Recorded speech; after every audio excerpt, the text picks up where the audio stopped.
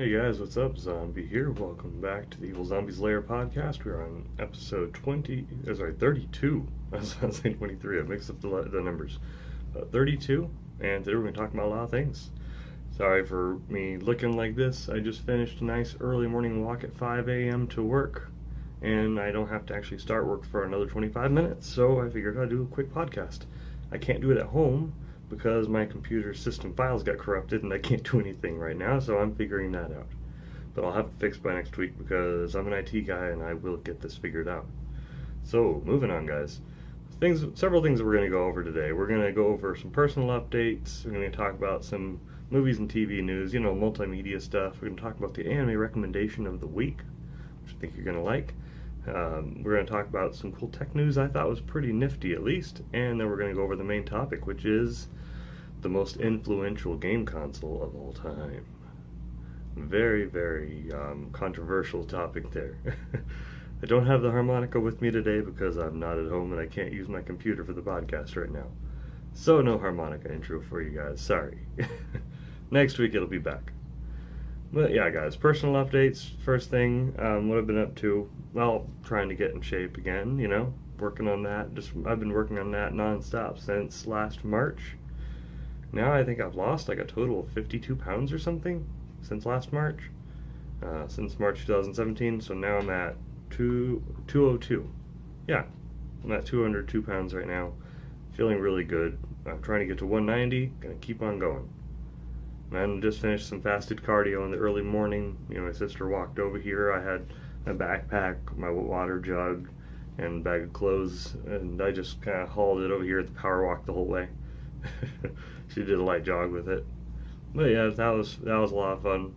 And guys, if you want to check out all the audio portions of the podcast, if you're looking on SoundCloud or any other format of podcatcher, then you'll notice not all the episodes are there.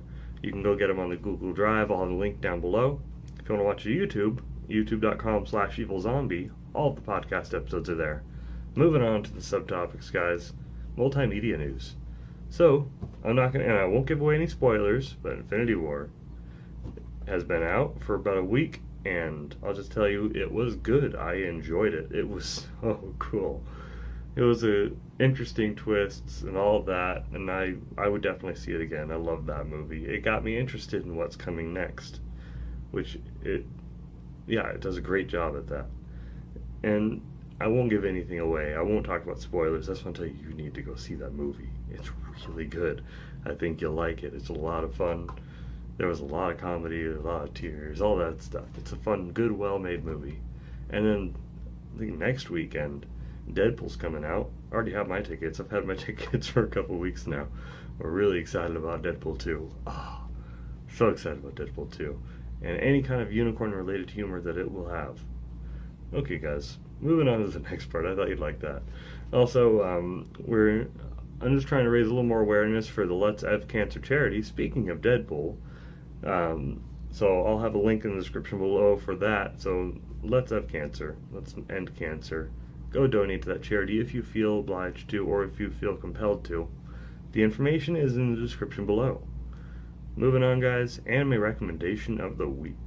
Handmaid May. I was surprised I didn't recommend this already. I was looking down my list and I'm like, wait a minute, that one's a classic. It's like I either have to recommend this or Mahodomatic for this week. So we did Handmaid May this week. It's cute, perverted, very funny. I think you'll like it. It's an old anime. It's a classic, and this one's so good. It's so well done. Back when they did everything hand drawn. I think you'll enjoy it. You should go check it out. If you want to see what other shows I've seen, go to myanimelist.net/profile/evilzombie123.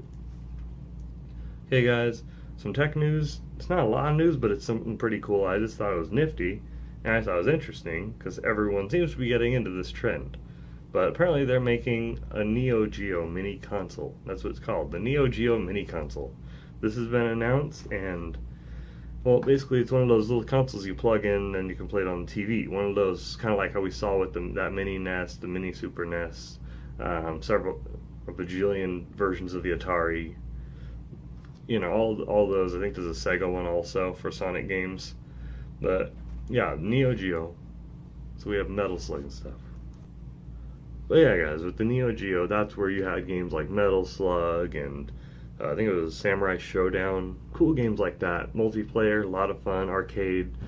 Oh man, my older daughter loves Metal Slug. Me and her will sit and play through a whole Metal Slug game at a time. We've gone through all of them. I don't think she's seen the ending of Metal Slug 3. We kind of started at X and worked our way back. But she loves those games, so I'm excited. I might actually get that because it's a good idea. Everyone loves Metal Slug. It's fantastic. I do have a Pi, but I like supporting the industry anyways, so probably end up getting that. Okay, guys, moving on. Main topic. Today we're going to talk about the most influential console of all time. Out of all game consoles, like the older ones. I'm not talking PS2 and above, or Dreamcast age and above. I'm not talking about next-gen consoles. I'm talking about the older ones.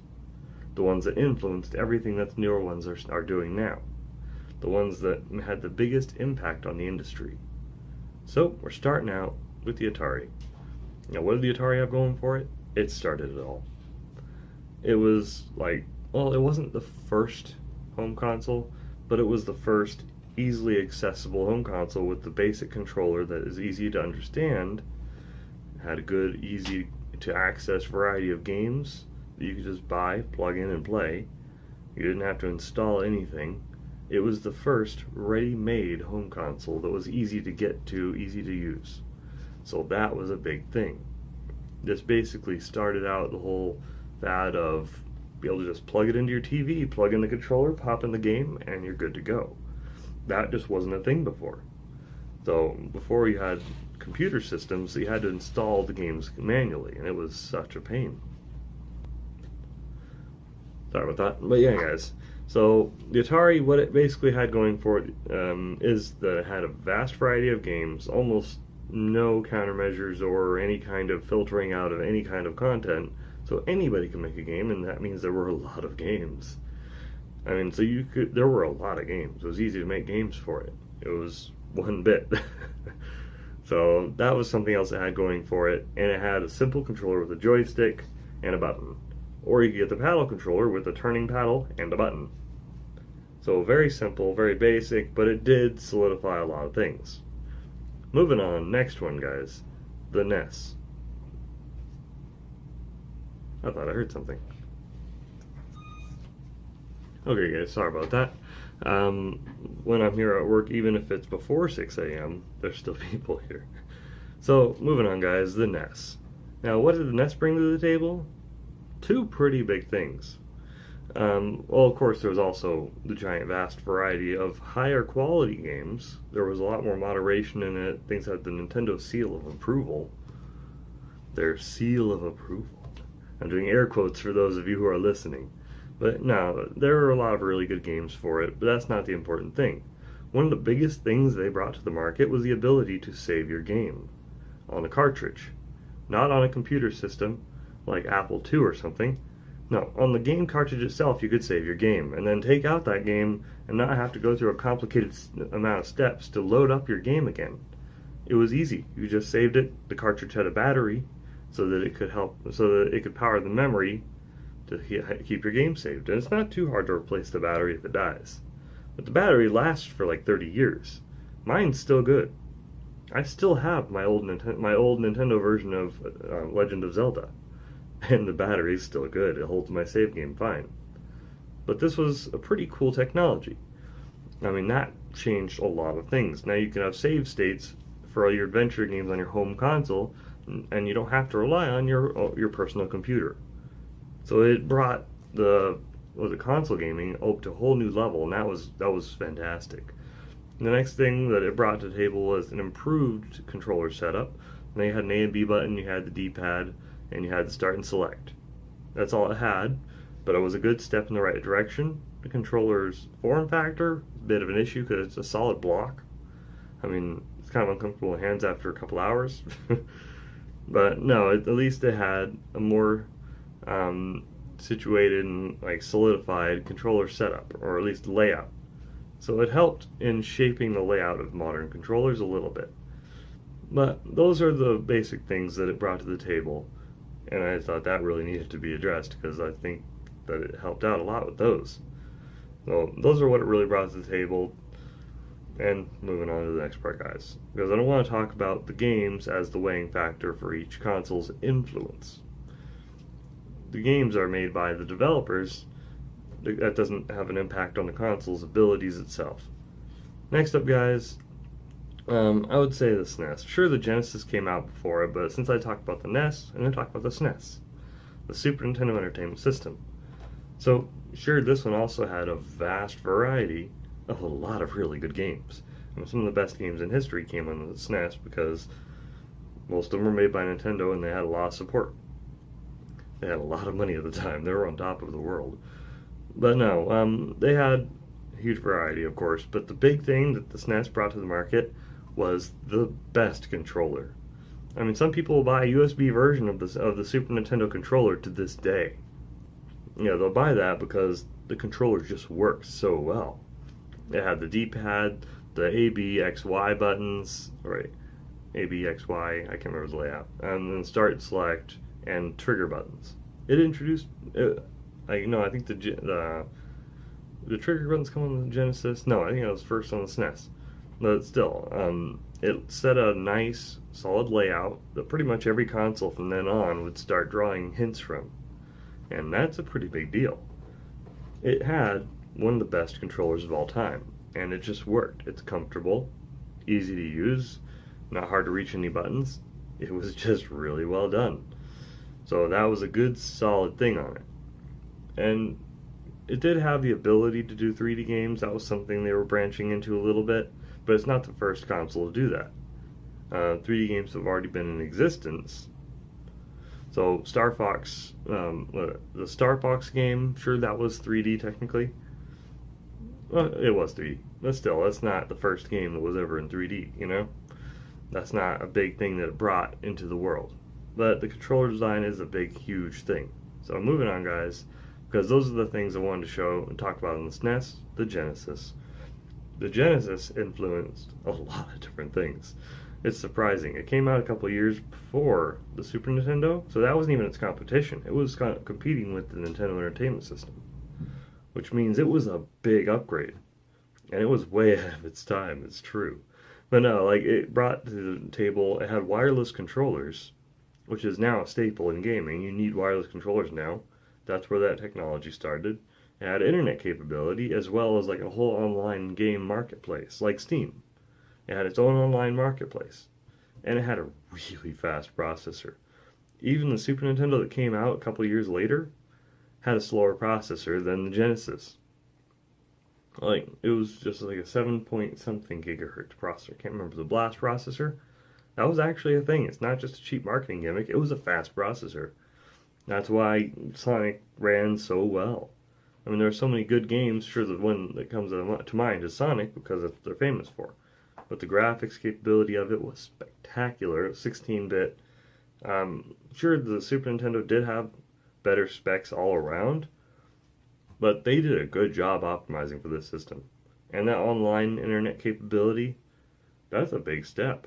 And the expandability that you could do with add-ons, like being able to play, Sega Saturn, say, you can add Game Gear games into it, you could do the Sega CD add-on.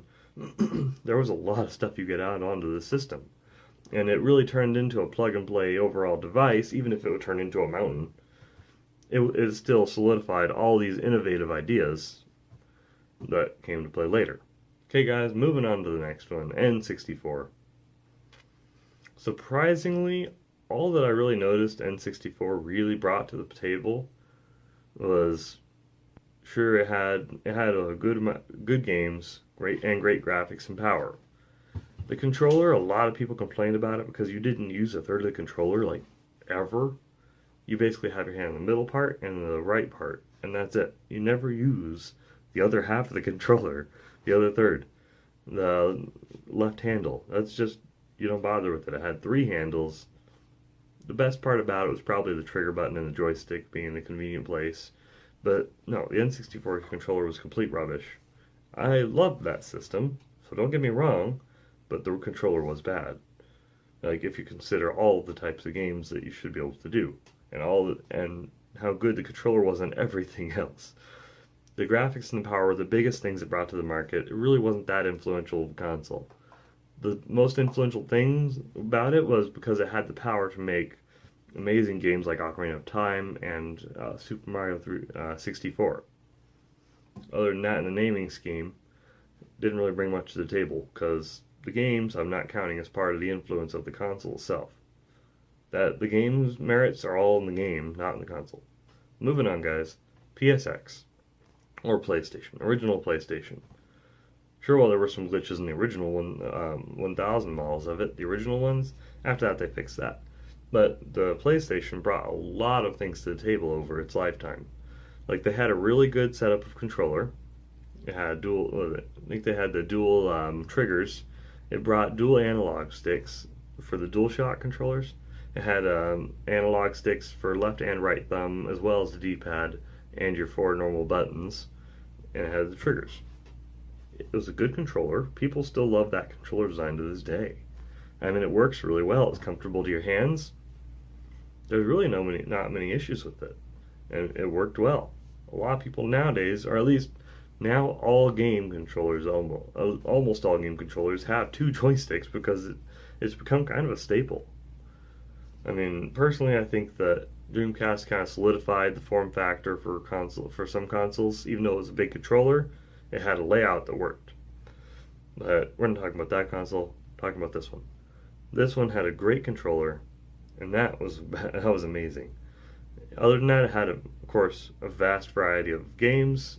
It had probably more good games than any other console in history other than the Super Nintendo.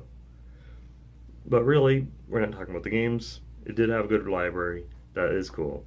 But the big thing about these games was that they were on discs now, and they were able to be a lot bigger in size. The games were all bigger, they were longer. You could have a 30 to 50 hour game now with cinematic movies, with real people as the actors and all that. That's not something that was really easily possible, except on Sega CD, which no one wants to talk about, because that was kind of a flop when they tried that. But no, PlayStation did a great job with being able to improve technology on disc-based games, which was something that has been around for a while, of course, but for consoles, I think that pretty much started on either CDI or Sega CD. That's not the Genesis though. That's Sega CD. But we're talking about the PlayStation right now. Sure, all these games were a lot bigger. They had a lot more capability, and that is a staple that has just kind of carried on to all the way to now. You want very cinematic experiences with the games. You want them to keep going on and on. I think that's something that was important that it brought to the table. Okay, guys, enough rambling on. The winner, I honestly really think the Genesis is the winner on this one. Because, sure, a lot of the consoles brought some interesting things, but the Genesis brought the things that we use today for everything.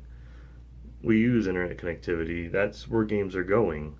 Internet marketplaces, being able to do all your gaming online, wireless controllers, just the way that they were ahead of the curve with those, I thought really shaped a lot of things. So I'd kind of have to give it to that. That's just my personal preference, guys. Tell me what you think in the comments below. If you're watching this on YouTube, press the like button if you enjoyed it. And if you're listening on a podcatcher of some sort, leave me a rating. Tell me how you thought I did. Have a good one, guys. I'm not as composed today, I know. But really thirsty, hungry, did fasted cardio, so now I'm going to have a breakfast before I have to start work. See you guys later. Have a good one.